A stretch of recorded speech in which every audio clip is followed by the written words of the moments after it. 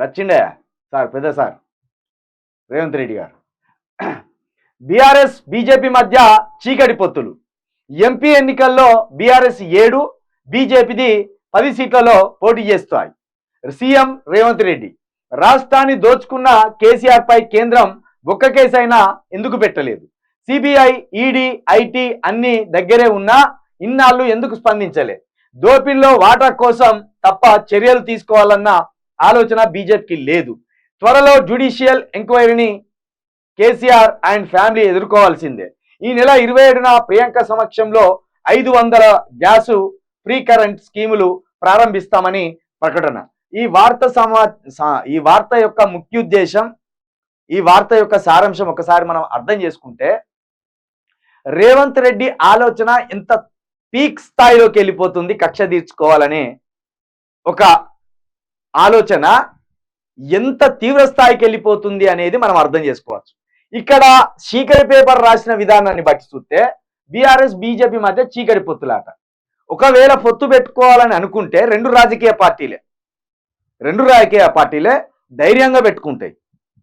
తెర వెనుక హుజురాబాద్లో ఈటెల రాజేందర్ గారిని గెలిపించడానికి అప్పుడు నువ్వు కాంగ్రెస్ చీఫ్గా ఉన్నావు, మరి ఎలాంటి సహకారం అందించినవో ఈ తెలంగాణ సమాజానికి అంతటికీ తెలుసు. ఇప్పుడు నువ్వు ఎమ్మెల్సీ సీట్ ఇచ్చిన బల్మూరి వెంకట్కి హుజురాబాద్లో ఎన్ని ఓట్లు వచ్చినాయో కూడా తెలంగాణ సమాజ ప్రజలకు అందరికీ తెలుసు. 3000 ఓట్లు వచ్చినాయి నీకు హుజురాబాద్లో. నీ బల్మూరి వెంకట్కి 3000 ఓట్లు వచ్చినాయి. మరి అక్కడ ఈటెల రాజేందర్ గారు ఎంత భారీ మెజార్టీతో గెలిచిందో అర్థం చేసుకోవచ్చు. మరి దీన్ని బట్టి చీకటి ఒప్పందాలు ఎవరెవరి మధ్య ఉన్నాయో కూడా తెలంగాణ ప్రజలు అర్థం చేసుకుంటున్నారు. ఒకవేళ బీఆర్ఎస్ బీజేపీ పొత్తు పెట్టుకోవాలనుకుంటే బాహాటంగా అందరి ముందుకు వచ్చి పొత్తు పెట్టుకుంటారు. దాంట్లో ఎలాంటి అనుమానాలు కూడా అవసరం లేదు. ఇక చూడండి, మొన్నటి దాకా అధికారంలో ఉన్నది బీఆర్ఎస్ పార్టీ. ఆ పార్టీ అట 7 స్థానాలనే పోటీ చేస్తుందట, బీజేపీ 10 స్థానాల్లో పోటీ చేస్తుందట. ఈయనే జడ్జి అయి రేవంత్ రెడ్డి గారు ఇద్దరు మాట్లాడుకుంటా అంటే చూసి, మీరు 10 చేస్తారు, మీరు 7 చేస్తారా అని ఈయన దగ్గర ఉన్నట్టు చెప్తున్నాడు. వీళ్ళు మాత్రం 17 చేస్తారట. రేవంత్ రెడ్డి గారి ఆలోచన ఎట్లున్నా చూడండి. ఇక రాష్ట్రాన్ని దోచుకున్న కేసీఆర్ పై కేంద్రం ఒక్క కేసు అయినా ఎందుకు పెట్టలేదు? అసలు రాష్ట్రాన్ని దోచుకున్నారని ఏ జడ్జి చెప్పిండు? ముందు ఏ కోర్టు చెప్పింది?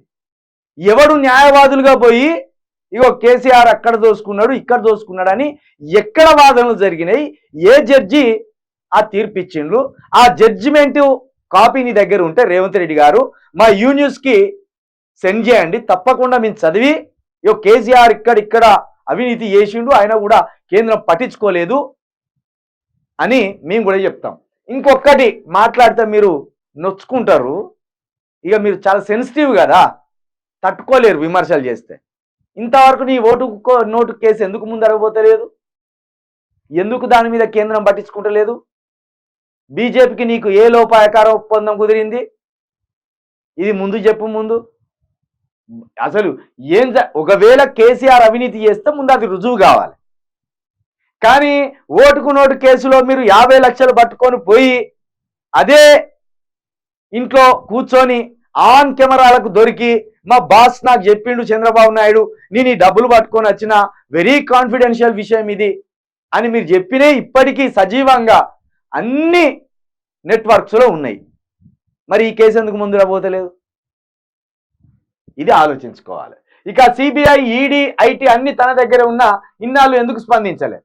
అసలు నీ మీద స్పందిస్తలేరు కదా. ముందు ఓటుకున్నోటు కేసులో సరిగ్గా దృష్టి పెడితే మీరు బయటకు వస్తారా రేవంత్ రెడ్డి గారు? ఇది తీసుకోవాలన్న ఏంటి, దోపిడీలో వాటా కోసం తప్ప చర్యలు తీసుకోవాలన్న ఆలోచన లేదు. అసలు దోపిడీ ఎక్కడ జరిగింది అది చెప్పు ముందు. దాని మీద ఒక కేసు అయ్యి నువ్వే ప్రతిపక్షంలో ఉన్నప్పుడు మీరు వేసే అవకాశం ఉన్నది, ఎందుకేలే మరి? ఆ రోజు మీకేమన్నా ముడుపులు ముట్టినాయా రేవంత్ రెడ్డి గారు?